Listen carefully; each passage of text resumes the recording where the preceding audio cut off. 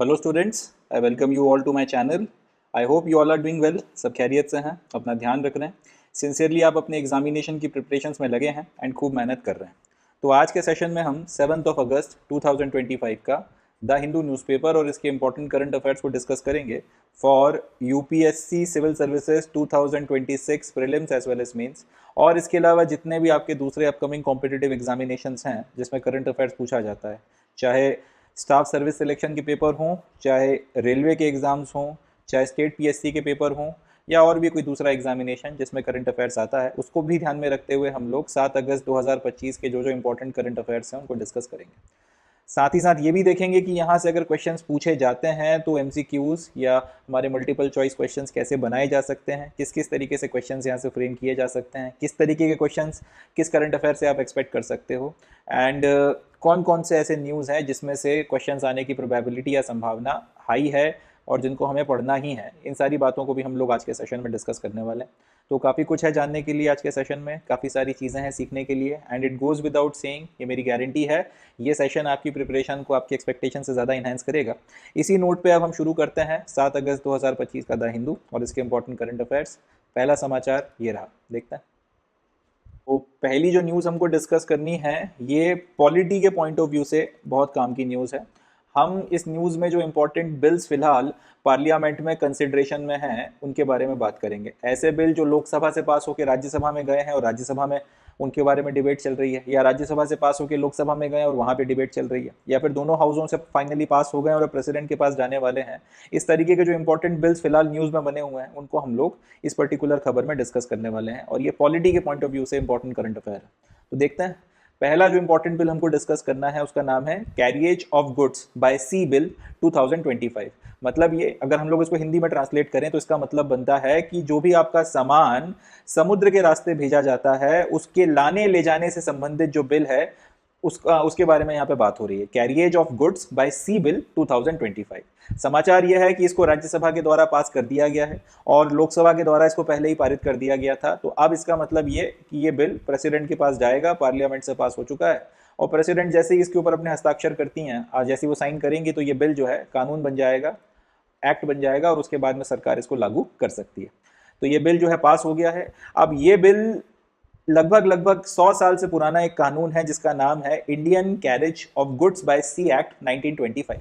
1925 में एक कानून पास किया गया था और अंग्रेजों के वक्त में किया गया था। वो क्या नाम था कानून का कि भारत का जो सामान है या भारत से जो आपका व्यापार हो रहा है उसमें गुड्स को कैरी करके जो समुद्र के रास्ते लेकर जाना है उससे रिलेटेड कानून है, 1925 में बना था। अब जाहिर सी बात है 100 साल के करीब इस कानून को बने हुए हो गए हैं, तो इसके तहत 2025 में 1925 का कानून एग्जैक्टली 2025 में जस का तस नहीं इस्तेमाल हो सकता। इसमें ऐसे बहुत से प्रावधान होंगे जो किसी मतलब के नहीं होंगे, ऑब्सोलीट हो चुके होंगे, जिनको अब निकाल देने की जरूरत है। मगर क्योंकि कानून लागू है तो वो प्रावधान जो है टेक्निकली अभी फोर्स में है, तो इस तरीके के प्रावधानों को भी खत्म किया जाए। इसके बहुत से प्रोविजंस हैं जिनका कोई मतलब नहीं है, उनको खत्म किया जाए। 2025 आते आते इन 100 सालों में जिंदगी जो आपका पूरा का पूरा जो प्रक्रिया होती है, जितना भी सामान समुद्र के रास्ते भेजा जाता है उसकी पूरी प्रक्रिया में काफी बदलाव आ गए हैं, तो उससे रिलेटेड भी काफी सारे प्रावधान आपको ऐड करना पड़ेंगे।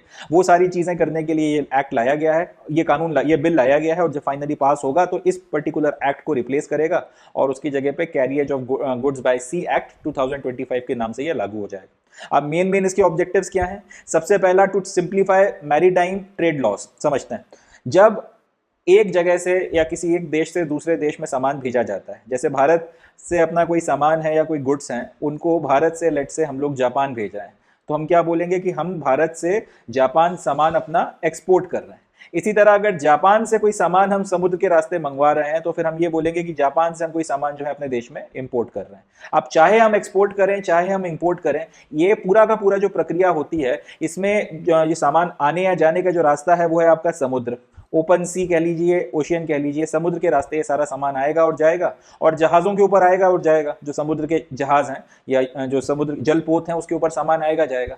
अब ये पूरी जो प्रक्रिया होगी, एक्सपोर्टर ने अपना जो सामान है जो भी जहाज के थ्रू इसको जाना है उसके जहाज वाले के सुपुर्द कर दिया। अब उसके सुपुर्द करने के बाद में उसकी जिम्मेदारी है कि भाई वो जापान के तट तक अपना जो भी सामान है वो जिम्मेदारी से पहुंचा दे। अब इस बीच में अगर कुछ होता है तो किसी की तो जिम्मेदारी बनेगी, किसी को तो रिस्पॉन्सिबिलिटी लेना पड़ेगी। इसी तरीके से सामान जब एक्सपोर्ट होकर फाइनली पहुंचेगा तो किस क्वालिटी में पहुंचेगा, किस परिस्थिति में पहुंचेगा, उसके ऊपर भी निर्भर करता है कि जिसने सामान मंगवाया था वो उसको लेगा या नहीं लेगा। तो काफी सारी चीजें हैं। पूरा जो इंपोर्ट एक्सपोर्ट होता है इसके अपने कुछ ट्रेड लॉज बने हुए हैं जिनको मैरीटाइम ट्रेड लॉज बोला जाता है, समुद्र के रास्ते होने वाले व्यापार के कानून। तो एक तो ये जो 1925 का कानून था, इसमें जो कानून बने हुए थे या फिर इसके तहत में जो आपका पूरा व्यापार होता था, तो उसके चलते सिचुएशन बहुत कॉम्प्लेक्स हो गई थी, कॉम्प्लिकेटेड हो गई थी। उस चीज को खत्म करा जाएगा और यहाँ पे पूरा का पूरा जो आपका मैरीटाइम ट्रेड लॉ है उसको सिंप्लीफाई किया जाएगा।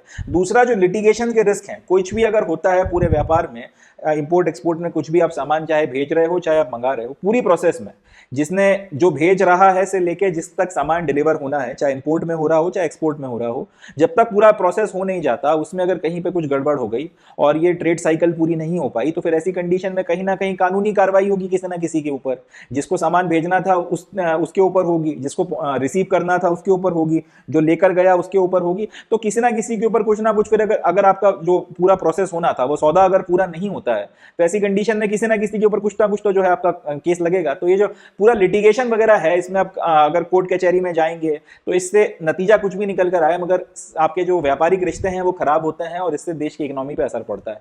तो लिटिगेशन का जो रिस्क है, जहां तक हो सके कोर्ट कचहरी से बचने की कोशिश की गई है। और अगर कुछ ऐसी परिस्थिति आती है जहां पे कोर्ट कचहरी होने की संभावना है, तो उसके पहले सारे रास्ते अपना लिए जाएं कि आउट ऑफ कोर्ट सेटलमेंट हो जाए, किसी तरीके से मैटर को जो है कोर्ट जाने से पहले सॉल्व कर लिया जाए। और अगर जाते भी हैं तो फिर जल्दी से जल्दी वहां पर मैटर सॉर्ट आउट हो जाए, इसके लिए भी जो है प्रावधान डाले गए हैं। तो लिटिगेशन के रिस्क को रिड्यूस करने के भी प्रावधान जो है इस नए कानून carriage of goods by sea में डाले गए। तीसरा, to enhance transparency and commercial efficiency in cargo movement. पूरा का पूरा जो ये कार्गो मूवमेंट है, पूरा जो गुड्स मूव करते हैं, इस पूरी प्रोसेस को पारदर्शी रखा जाए। इसमें किसी भी तरीके की ऐसी कोई बात ना हो कि कुछ छुपा के किया जा रहा है, कुछ बातें बताई जा रही हैं, कुछ नहीं बताई जा रही हैं, और बाद में फिर उसके चलते कोई डिस्प्यूट की स्थिति बन रही है। तो वो सब चीजों से को अवॉइड किया जाए। ट्रांसपेरेंसी जो है इसको इंश्योर किया जाए, पूरी प्रक्रिया को इतना पारदर्शी रखा जाए कि भाई कोई भी व्यक्ति किसी तरीके की कोई बात ना कर पाए, कोई सवाल ना उठा पाए पूरी प्रोसेस के ऊपर। दूसरा, कमर्शियल एफिशिएंसी जो है वो बनी रहे। कमर्शियल एफिशिएंसी जो है उसको जितना ज्यादा हो सके उतना ज्यादा हाई रखा जाए, कम से कम समय में सामान पहुंचाया जा सके, अच्छी से अच्छी क्वालिटी में पहुंचाया जा सके, और अपने maximum satisfaction to the customer and जो भी आपका सामान वगैरह डिलीवर कर रहे हैं, रिसीव कर रहे हैं, पूरी प्रोसेस में जितने भी लोग शामिल हैं, उन सब लोगों के लिए एक विन विन सिचुएशन रहे, अच्छे से अच्छे तरीके से भाई ये पूरी प्रक्रिया हो सके। इसको ध्यान में रखते हुए भी इसमें काफी सारे प्रावधान डाले गए। अब जाहिर सी बात है, हमसे ये सारी टेक्निकल बातें कोई नहीं पूछेगा, बट हमें बस इतना याद रखना है कि carriage of goods by sea bill 2025 क्यों लाया गया है। तो जवाब हो जाएगा, लगभग 100 साल पुराना एक कानून है, old Indian carriage of goods by sea act 1925 को रिप्लेस करने के लिए, ताकि जो मैरीटाइम ट्रेड लॉज हैं, समुद्र के रास्ते होने वाले व्यापार से रिलेटेड कानून जो है भारत में, उनको सिंप्लीफाई किया जा सके, जितना हो सके कोर्ट कचहरी का जो रिस्क है उसको कम किया जा सके, आपकी जो ट्रांसपेरेंसी है उसको बढ़ाया जा सके, और कमर्शियल एफिशिएंसी जो है पूरे कार्गो मूवमेंट की इस प्रक्रिया में, मैरीटाइम जो सी ट्रेड होता है इसमें, इसको बढ़ाया जा सके और सब लोगों को संतुष्ट किया जा सके। ऑब्वियस ही बात है, इससे फिर जितना हो सके उतना ज़्यादा पैसा कमाया जा सके, अपनी इकोनॉमी जो है उसको उतना ज़्यादा बढ़ाया जा सके, क्योंकि अल्टीमेटली जितना व्यापार बढ़ेगा, ट्रेड जितना ज़्यादा ग्रो करेगा, उतनी ज़्यादा जो है आपकी इकोनॉमी ग्रो करेगी, और इकोनॉमी जितनी ज़्यादा ग्रो करेगी उतनी ज़्यादा हमारे समाज में, देश में खुशहाली आएगी, लोगों की ज़िंदगी बढ़िया रहेगी। तो इन सारी बातों को ध्यान में रखकर ये पूरा कानून पास किया गया। चलें, that's it from this particular act. अब इसके बाद वाले कानून की बात करते हैं। तो जो दूसरा बिल हमको डिस्कस करना है, जो रिसेंटली न्यूज में है, इसका नाम है द मर्चेंट शिपिंग बिल 2024। अभी जो मर्चेंट शिपिंग बिल 2024 है, इसको लोकसभा के द्वारा जो है पास कर दिया गया है। ये कानून मर्चेंट शिपिंग एक्ट 1958 के नाम से एक पुराना कानून है, और इसको भी लगभग 50-60 साल हो गए हैं बने हुए। इस कानून को रिप्लेस करेगा। The bill is a significant step towards aligning India's maritime legal framework with global standards and strengthen position of country as a trusted maritime trade hub। अब ये कानून लाने का ऑब्जेक्टिव क्या है? इस कानून की मदद से अपनी कोशिश ये है कि भारत में समुद्र के रास्ते जितना भी व्यापार होता है, समुद्री रास्ते से होने वाले व्यापार का जो भी कानूनी फ्रेमवर्क है, जितने भी इससे रिलेटेड कानून है, लीगल फ्रेमवर्क जो है, इसको ग्लोबल स्टैंडर्ड्स के साथ में अलाइन किया जाए। मतलब ये कि जो दुनिया भर में एक्सेप्टेबल स्टैंडर्ड्स हैं मैरीटाइम ट्रेड के, आज की तारीख में देखा जाए तो दुनिया में जो सबसे बड़ी बड़ी इकोनॉमीज हैं, एक तो यूनाइटेड स्टेट्स ऑफ अमेरिका हो गया, दूसरा चाइना हो गया, तीसरा फिर आपका जापान है, जर्मनी है, इंडिया है। इसी तरीके से आपका रशिया एक बड़ी इकोनॉमी है। तो ये जो बड़े बड़े आपकी इकोनॉमीज हैं, सारे के सारे देश जो हैं वो आपका समुद्र के रास्ते व्यापार करते हैं। मैरीटाइम ट्रेड तो सबके सब करते हैं, कुछ ना कुछ इंपोर्ट करते हैं कुछ लोग, और कुछ ना कुछ एक्सपोर्ट करते हैं। जैसे रशिया बहुत बड़ी मात्रा में जो है, जब से इनका वॉर शुरू हुआ है तब से हम लोग इनसे बहुत बड़ी मात्रा में तेल खरीद रहे हैं। इसी तरीके से चाइना जो है दुनिया भर में चीप प्रोडक्ट्स जो है वो सप्लाई करता है। यूएसए वाले जो हैं वो आपके हैवी मशीनरीज या वेपन्स वगैरह जो है वो बड़ी मात्रा में सप्लाई करते हैं। इंडिया जो है वो काफी बड़ी मात्रा में फार्मास्यूटिकल सप्लाई करता है। जर्मन कारें जो है बहुत ज्यादा फेमस है। अब ये सामान जो है, मैक्सिमम सामान जो ट्रेड ये सारे मुल्क करते हैं वो समुद्री रास्ते से करते हैं, मैरीटाइम ट्रेड करते हैं। अब जाहिर सी बात है, व्यापार हो रहा है तो व्यापार में डिस्प्यूट भी होंगे और काफी सारे इश्यूज हो सकते हैं। डिस्प्यूट अगर होते हैं तो फिर डिस्प्यूट के रिजोल्यूशन के लिए कोई ना कोई मैकेनिज्म भी होगा। डिस्प्यूट के रिजोल्यूशन के लिए कोई ना कोई मैकेनिज्म भी होगा, कोई ना कोई कानून होगा, कोई ना कोई लॉ होगा। तो इन सारे देशों में क्या एक्सेप्टेबल प्रैक्टिसेस हैं, मैरीटाइम लीगल फ्रेमवर्क किस तरीके का है, समुद्री रास्ते से होने वाले व्यापार के कानून किस तरीके से बने हुए हैं, क्या जो है बेसिकली ये ग्लोबल स्टैंडर्ड सेट करते हैं, उसको हम लोगों ने पढ़ा, उसको हम लोगों ने देखा कि भाई अगर जिस आदमी से सामान मंगाया था, लेट से उससे बोला था कि 100 टन सामान आपको सप्लाई करना है। अब इसने कुछ डंडी मार दी बीच में और उसने 100 की जगह सिर्फ आपका 95 टन जो है माल सप्लाई किया और 5 टन का जो माल 5 टन जो है वो सप्लाई नहीं किया, मगर वो पेमेंट पूरी मांग रहा है। ऐसी अगर कोई परिस्थिति बनती है तो ऐसे में फिर आप क्या करोगे? जिस आदमी ने जो सामान मंगाया था, अगर उसने डिलीवरी लेने से मना कर दिया, अब जिस व्यक्ति को ये सामान डिलीवर होना था उसने डिलीवरी लेने से ही मना कर दिया, तब फिर आप क्या कर सकते हो? आपके जहाज के थ्रू आपने सामान भेजा था, लेट से कि वो जहाज जो है वो लेट हो गया डिलीवरी करने में और उसके चलते डिलीवरी लेने में मना कर दिया क्योंकि सामान जो भेजा गया वो पूरा खराब हो गया है। तो ऐसे में फिर जो नुकसान हुआ इंपोर्टर का, उसकी जिम्मेदारी कौन लेगा? या फिर अगर वो जहाज डूब गया और ऐसे में माल पहुंच नहीं पाया, तब फिर आप क्या करोगे? सारी चीजों को लेकर पूरा का पूरा एक कानून बने हुए हैं, पूरा एक लीगल फ्रेमवर्क जो है ग्लोबली अलग अलग देशों का बना हुआ है। तो जो एक्सेप्टेबल ग्लोबल स्टैंडर्ड्स हैं उनको ध्यान में रखते हुए हम लोगों ने भी जो है अपने जो मैरीटाइम लॉज है, अपने जो कानून है, उसमें बदलाव किया। 1958 में जब ये कानून बनाया गया था, मर्चेंट शिपिंग एक्ट, तब हमारा कोशिश ये थी कि भाई इकोनॉमी जो है, अपनी इकोनॉमी को बाहर के लोगों से प्रोटेक्ट करना है। नई नई आज़ादी मिली थी, 10-11 साल हुए थे आज़ाद हुए, तो हम ये नहीं चाहते थे कि बाहर से फिर कोई देश जो है वो हमारी इकोनॉमी को उनके ऊपर डिपेंडेंट बना दें और उसके बाद में फिर वो हमें ब्लैकमेल करें, फिर हमें मैनिपुलेट करें। उस चीज़ से बचाने के लिए, अपनी इकोनॉमी को प्रोटेक्ट करने के लिए हमने काफ़ी सारे ऐसे प्रावधान डाले थे जो ग्लोबल मैरीटाइम इंडस्ट्री में जनरली एक्सेप्टेबल नहीं है।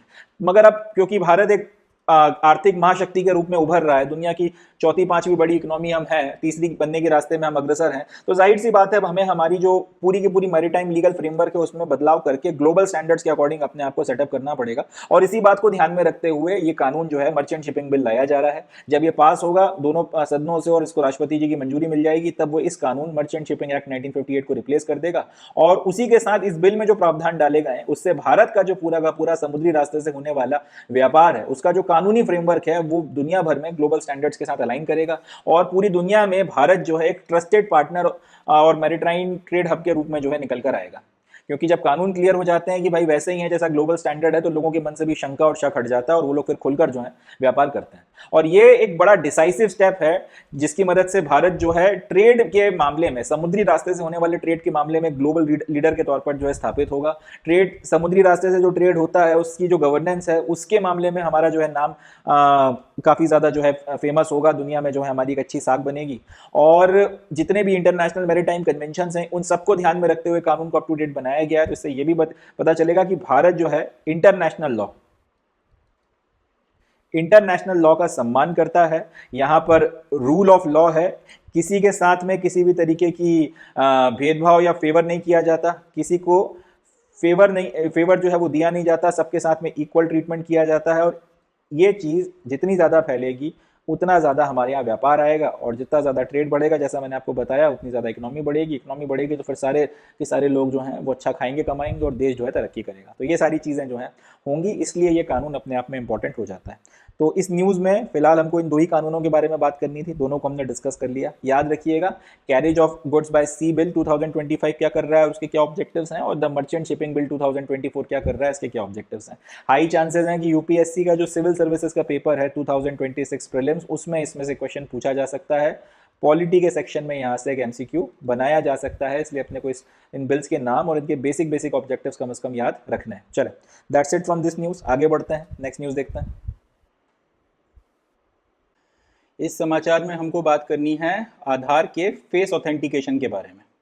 जिन लोगों को नहीं पता, थोड़ा सा मैं आपको पहले बैकग्राउंड देता हूं कि आधार फेस ऑथेंटिकेशन होता क्या है और फिर इसके बारे में हम डिस्कस करेंगे। खास तौर पे एग्जामिनेशंस में, जब आप रेलवे हो गया या एसएससी के पेपर हो गए, जब आप पेपर देने जाते हैं तो पेपर में आपको अपीयर करने के पहले आपका आधार वेरिफिकेशन करवाया जाता है। उसमें पहले बैठा के आपका फ़ोटो खींचा जाता है, आपके जो बायोमेट्रिक्स हैं उनको भी जो है लिया जाता है, और उसके बाद में आधार का जो पूरा डाटाबेस है जिसमें आपके आधार कार्ड में ये सारी इन्फॉर्मेशन पहले से मौजूद है, उसके साथ में इसको मैच किया जाता है। और मैच होने के बाद में जब ये चीज़ें कंफर्म हो जाती हैं, तब फाइनली आपको आपका जो भी सिस्टम है वो अलॉट किया जाता है, और उस पर फिर आप बैठकर आप अपना पेपर देते हैं।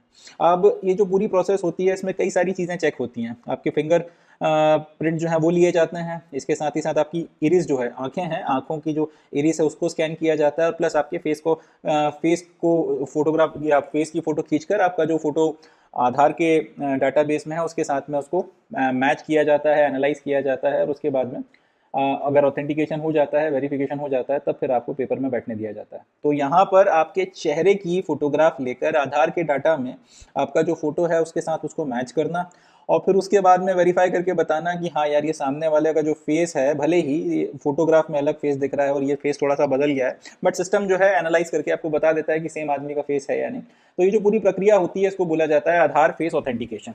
अब समाचार ये है कि electronics and information technology ministry told the parliament that Aadhaar face authentication will enhance transparency for competitive examination। तो इन लोगों ने, आपका जो ये इलेक्ट्रॉनिक्स और इन्फॉर्मेशन टेक्नोलॉजी मिनिस्ट्री है, इनसे पार्लियामेंट में पूछा गया था कि यार ये जो पेपर लीक का पूरा प्रोसेस हो रहा है, जैसे पिछले साल नीट का पेपर लीक हुआ था और इसको लेकर काफी हो हल्ला मचाया गया था, एसएससी का जो पूरा का पूरा एग्जामिनेशन लेने का प्रोसीजर है, इसको लेकर अभी धरना विरोध प्रदर्शन हो रहे हैं। रेलवे में कई बार जो एग्जाम्स होते हैं उसमें इशू आ जाते हैं, जैसे भी रिसेंटली कुछ महीनों पहले इनका जो पेपर हुआ था शायद लोको पायलट का, वो कैंसिल हो गया था लीक होने के चलते, या कोई टेक्निकल इश्यूज आ गए थे।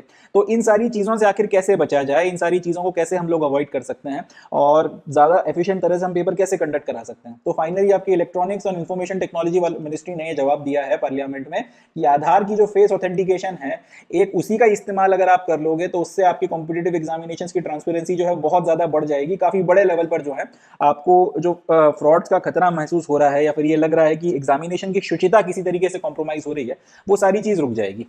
और फिर उन्होंने आगे ये बोला ये कि स्टाफ सिलेक्शन कमीशन हो गया, रेलवे रिक्रूटमेंट बोर्ड हो गया, ये ऑलरेडी ऑथराइज्ड है आपका ये पूरा का पूरा जो प्रोसेस है इसका इस्तेमाल करने के लिए।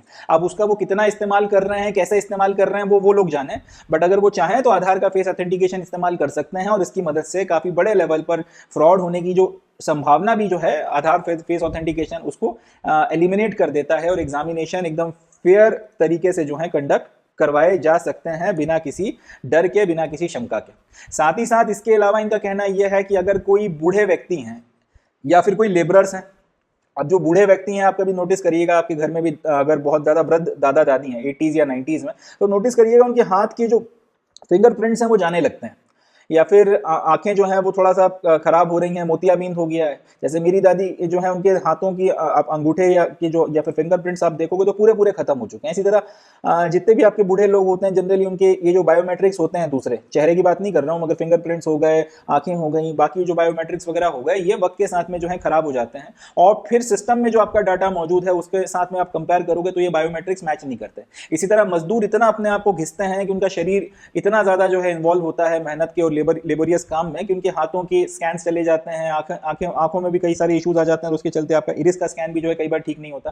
तो ऐसे आपके ये जो दो कैटेगरी ऑफ पीपल हैं, एल्डरली लोग हो गए और जो मजदूर वर्ग हो गया, जिनके बायोमेट्रिक्स जो है परिस्थितियों के चलते या उम्र के चलते खराब हो गए हैं, और वो फिर अब डाटा जो आपके पास मौजूद है उसके साथ मैच नहीं कर रहे, उनके केस में भी हम लोग सिर्फ फेस ऑथेंटिकेशन का इस्तेमाल कर उनकी आइडेंटिटी को ऑथेंटिकेट कर सकते हैं, और जो भी फिर आपको बेनिफिट्स उनको देने हैं वो सारे बेनिफिट्स दिए जा सकते हैं। इनफैक्ट आगे उन्होंने एग्जांपल दिया कि इंडिया पोस्ट पेमेंट बैंक वाले जो हैं, ये लोगों इनको भी रिसेंटली आधार फेस ऑथेंटिकेशन जो है उसकी परमिशन मिली है, और अब ये लोग भी अपनी सर्विसेज वगैरह जो देते हैं, जिस खास तौर पे जिसमें कैश का या मनी का जो है ट्रांसफर इन्वॉल्व है, उसमें ये लोग अब आधार फेस ऑथेंटिकेशन का इस्तेमाल करेंगे, ताकि इंश्योर किया जा सके कि पूरी प्रोसेस में जो है ट्रांसपेरेंसी बनी रहे, किसी और सही आदमी जो है उसी तक आपका जो भी बेनिफिट्स या पैसा या जो भी चीजें ट्रांसफर होनी है वो की जा सके। दो Aadhaar authentication in general and not just facial recognition requires approval from IT ministry. हाँ, ये एक इंपॉर्टेंट पॉइंट है कि अगर कोई अब संस्था है, चाहे प्राइवेट हो चाहे सरकारी हो, अगर वो चाहते हैं कि आधार ऑथेंटिकेशन का इस्तेमाल करें, और आधार ऑथेंटिकेशन के नाम पर हो सकता है सिर्फ वो फेस ऑथेंटिकेशन की बात कर रहे हैं, या फिर बाकी जो आपके बायोमेट्रिक्स हैं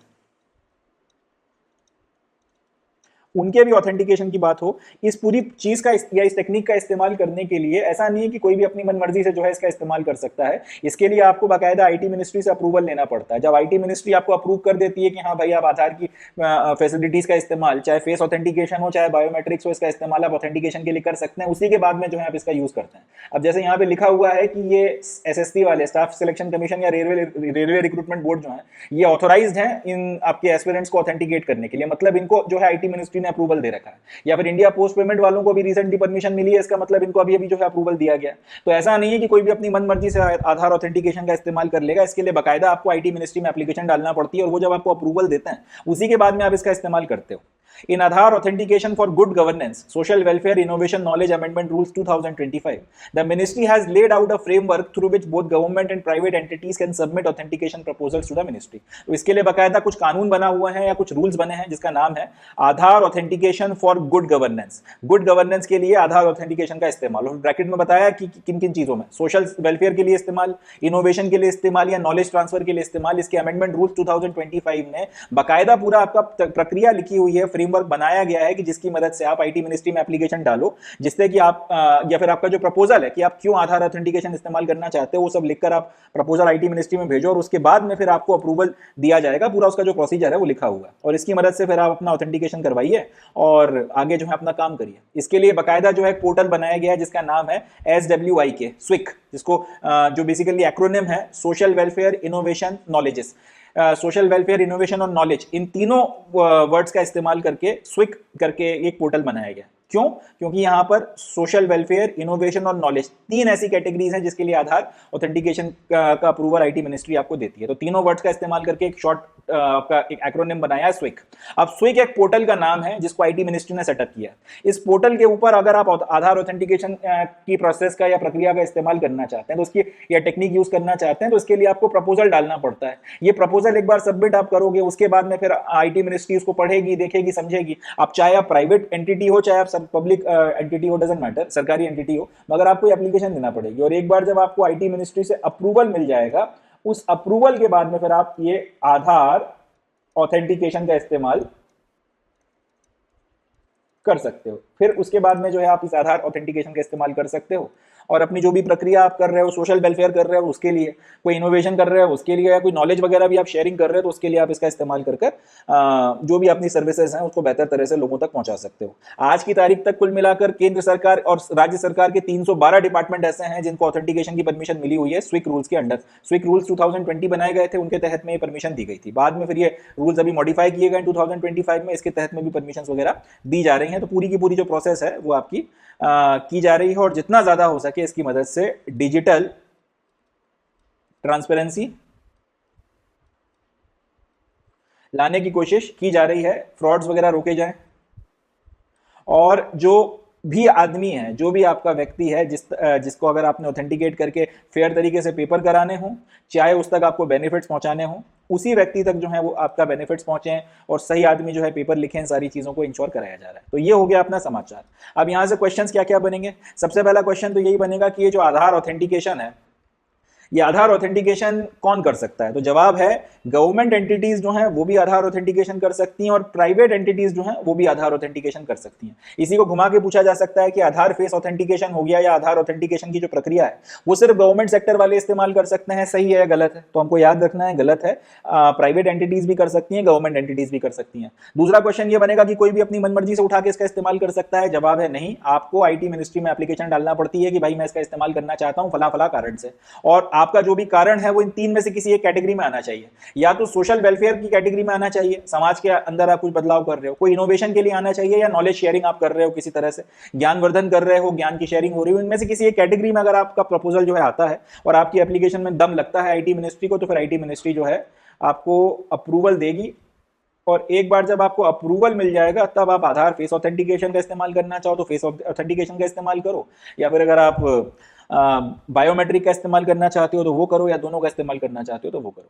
इसके बाद में एक ये पूछा जाएगा कि ये स्विफ्ट क्या है। तो स्विफ्ट अपने को याद रखना है, एक पोर्टल है जिसको आईटी मिनिस्ट्री के द्वारा सेटअप किया गया है, जिसका बेसिकली तीन चीजें, सोशल वेलफेयर, इनोवेशन और नॉलेज, इन तीनों का एक्रोनिम जो है वो स्विक के रूप में बनाया गया है। स्विक के पोर्टल के ऊपर आप अपनी एप्लीकेशन डालते हो या फिर अपना प्रपोजल डालते हो कि भाई हमको आधार ऑथेंटिकेशन जो है इस्तेमाल करने की परमिशन दी जाए, और उसके बाद में फिर आपको परमिशन अगर वो देते हैं तो उसका अप्रूवल भी यहीं पर आता है, और उसके बाद में फिर आप अपना इस्तेमाल करना उसे शुरू कर सकते हो। अब उसके लिए फिर जो भी आईडी पासवर्ड बनता हो, बाकी सारी चीजें होती हैं, वो टेक्निकल बातें हैं, मगर इसकी मदद से जो है वो सारा का सारा काम किया जाता है। तो इतने कुछ क्वेश्चंस यहाँ से बनकर तैयार होंगे और अपने को ये याद रखने हैं। एक मुझे गट फीलिंग है इसके ऊपर एक सवाल यहाँ से, जितने भी आपके डे 1 के एग्जामिनेशन हैं, चाहे एसएससी के पेपर हो, सीजीएल हो गया, सीएचएसएल हो गया, जीडी हो गया, या फिर आपके जेई हो गया, इन सारे एग्जामिनेशन में आ सकता है। दूसरा एक तो ये हो गया, इसके अलावा जो स्टेट की पीएससी के पेपर होते हैं आने वाले अपकमिंग, उसमें पूछा जा सकता है।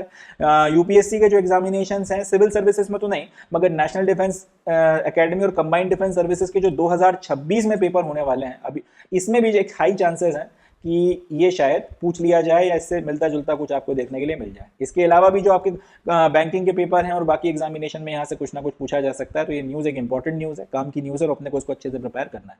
चलें, that's it from this news. अब नेक्स्ट न्यूज़ देखते हैं। अब इस न्यूज़ में हमको बात करनी है माइक्रो प्लास्टिक्स के बारे में, और ये समाचार इन्वायरमेंटल इकोलॉजी एंड बायोडाइवर्सिटी के पॉइंट ऑफ व्यू से एक इंपॉर्टेंट न्यूज़ है। एंड क्योंकि इन्वायरमेंटल इकोलॉजी की कैटेगरी में ये समाचार आता है, तो इट गोज़ विदाउट सेइंग कि सिविल सर्विसेज का जो प्रीलिम्स यूपीएससी का होगा 2026 में, उसमें हाई चांसेस हैं कि ये क्वेश्चन या फिर यहाँ से एमसीक्यू के रूप में कुछ पूछ लिया जाए, या माइक्रो प्लास्टिक के ऊपर अगर कोई क्वेश्चन पूछा जाता है तो ये करंट अफेयर पढ़ने से आपको उसको सॉल्व करने में आसानी होगी। तो इंपॉर्टेंट न्यूज़ है और सिविल सर्विसेज के पॉइंट ऑफ व्यू से इंपॉर्टेंट न्यूज़ है। तो देखते हैं इसे।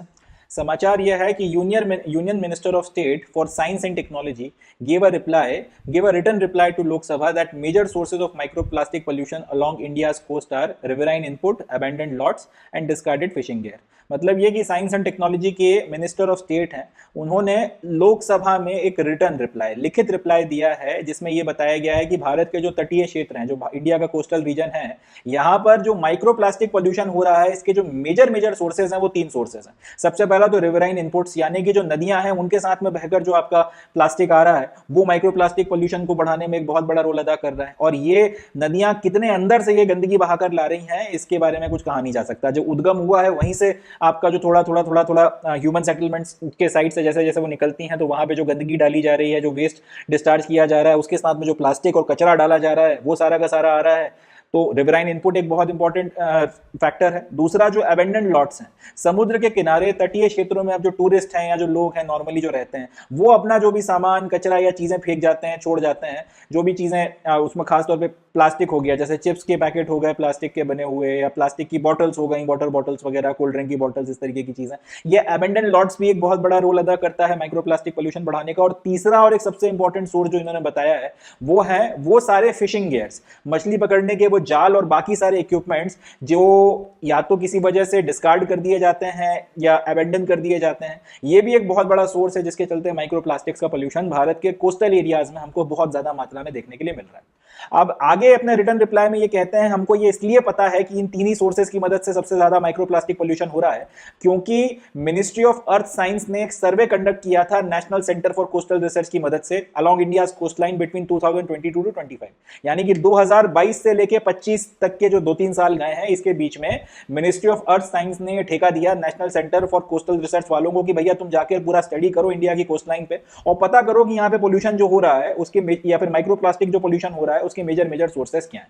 और साथ ही साथ अब ये असेस करो कि मरीन जो डेब्रिस लेवल है वो, या फिर यूं बोलना चाहिए कि आपका जो कोस्टल एरियाज हैं वहां पर किस गंदगी का जो लेवल है वो कितना ज्यादा है, माइक्रोप्लास्टिक के चलते कितना नुकसान हो रहा है, इन सारी चीजों को स्टडी करके बताओ। फाइनली इन्होंने स्टडी किया और स्टडी करके इनका ये कहना था कि और भी कारण है, मगर प्रोमिनेंटली अगर आप माइक्रोप्लास्टिक के पोल्यूशन की मेजर सोर्सेस की बात करो तो वो 3 ही निकल कर आते हैं। रिवराइन इनपुट्स, नदियां अपने साथ में जो गंदगी अंदर से हिंटरलैंड से बहाकर ला रही हैं उसमें जितना भी ये प्लास्टिक पोल्यूशन है।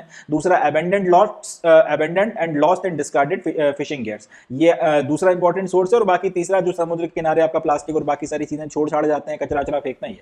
मगर प्रोमिनेंटली ये 2 जो चीजें हैं, अबेंडेंड, लॉस्ट और डिस्कार्डेड जो आपके लॉट्स वगैरह है वो, और फिशिंग गियर्स वगैरह, ये 2 आपके प्रोमिनेंट रीजन जो हैं, इसके चलते काफी बड़ी मात्रा में पोल्यूशन फैल रहा है।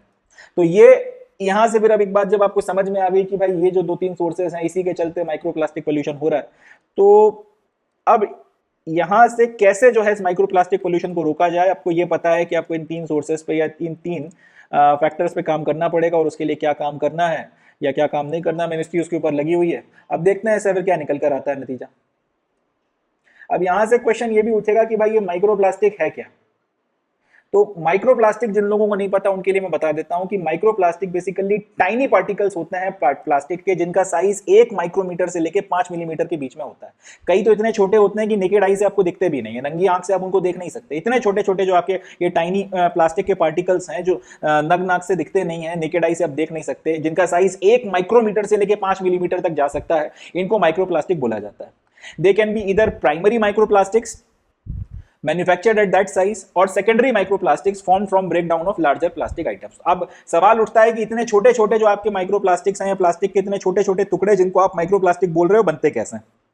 तो 2 तरीके के होते हैं, एक होता है प्राइमरी माइक्रोप्लास्टिक। प्राइमरी माइक्रोप्लास्टिक का मतलब होता है कि इनको एक्चुअल में बनाया ही इस साइज का गया था। अब क्यों बनाया गया था उसमें अपन नहीं जाते, क्योंकि प्लास्टिक हर शेप और साइज में मैन्युफैक्चर होता है, तो कई बार बहुत डेलिकेटेड किस्म की चीजें होती हैं, उनको बनाने के लिए आपको इस साइज के जो है माइक्रोप्लास्टिक्स की जरूरत पड़ती है, तो आपने उसको मैन्युफैक्चर कर लिया इस साइज में।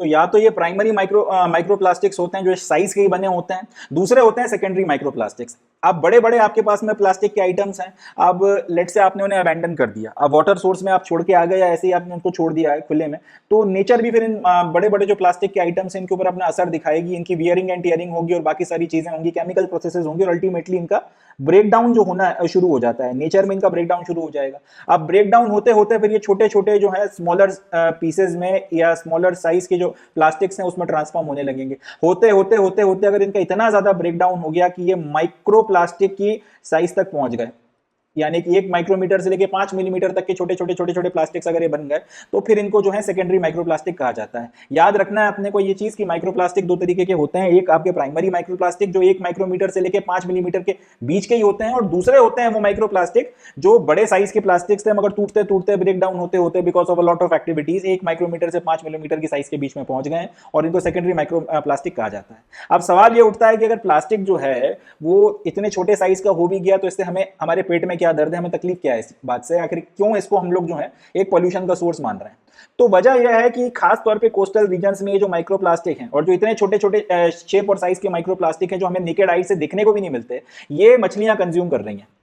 एक्वाटिक जो लाइफ है वो इनको कंज्यूम कर लेती हैं बाकी सारी चीजों के साथ, मछलियां इनको कंज्यूम कर लेती हैं, वो मछलियां या वो फिशेस जो हैं अब इसके चलते उनकी डेथ हो रही है और पूरा इकोसिस्टम जो है वो डिस्टर्ब हो रहा है। 2 मिनट के लिए मान लेते हैं कि वो मछली नहीं भी मरती हैं, अब वो मछलियां जो है इनको कंज्यूम कर लेती हैं और ये बेसिकली पॉइजनस होता है, या फिर अगर पॉइजनस नहीं भी होता है तो इसके इनकी बॉडी में काफी ज्यादा गलत असर होते हैं, रिएक्शंस काफी सारी तरीके के करने लगते हैं, जो केमिकल्स इनके साथ में है वो जाके मछलियों की पूरी जो बायोलॉजी है उसको पे असर डालते हैं। अब अगर ये मछलियां मरती नहीं भी हैं तो भी इनको अगर पकड़ के कंज्यूम किया जाता है, अगर इनको खाया जाता है, तो वो जिस इंसान ने इनको कंज्यूम किया है अब ये देखने में मिल रहा है इसके चलते इनको जो है ट्यूमर्स की समस्या खड़ी होने लगी है काफी बड़ी मात्रा में। कोस्टल रीजन में रहने वाले लोगों में रिसेंटली एक फेनोमेनन देखा गया है कुछ सालों में कि यहाँ पे बड़ी मात्रा में ट्यूमर जो है लोगों को होने लगे।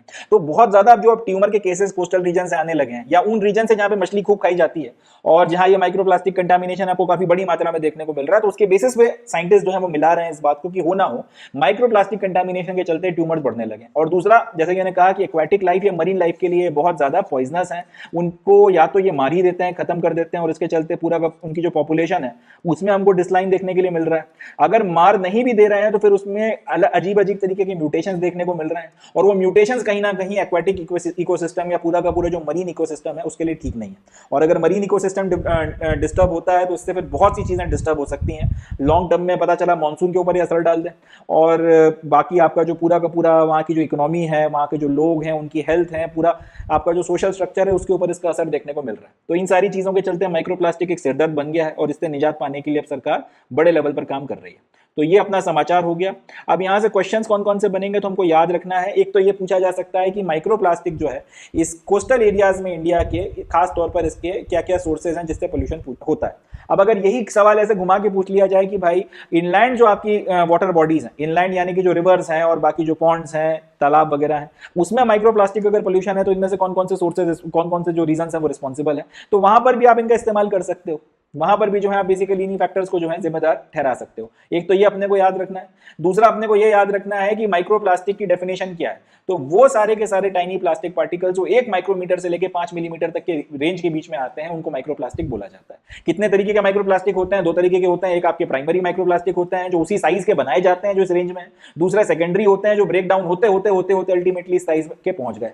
और क्यों इनसे हमारे पेट में दर्द हो रहा है? क्योंकि ये एक्वेटिक और मरीन लाइफ सिस्टम के लिए पॉइजनस है और इनके कंजम्पशन को और के चलते जो इश्यूज आ रहे हैं उसके चलते ट्यूमर जो आज की तारीख में कोस्टल एरियाज में काफी बड़े लेवल पर देखने को मिल रहा है, लोगों में हो रहा है, उसको भी कहीं ना कहीं माइक्रोप्लास्टिक के साथ में जोड़ के देखा जा रहा है। तो it's a major health concern and काफी सारी चीजें इसके चलते स्टेक पर लग गई हैं और सरकार अब फाइनली माइक्रोप्लास्टिक्स को लेकर सीरियस हो रही है। तो ये कुछ पॉइंट्स हैं जो अपने को यहाँ से याद रखना है। नेक्स्ट, इससे ज्यादा इस पर्टिकुलर न्यूज में कुछ नहीं है। अब आगे बढ़ते हैं। So with this we come to end of today session. आज के सेशन में बस इतना ही। अब मैं मिलता हूं आपसे नेक्स्ट सेशन में जिसमें हम लोग 8 अगस्त 2025 का द हिंदू और उसके इंपॉर्टेंट करंट अफेयर्स को डिस्कस करेंगे। तब तक के लिए अपना बहुत ध्यान रखें, खुश रहें और मेहनत करते रहें। Thank you. जय हिंद।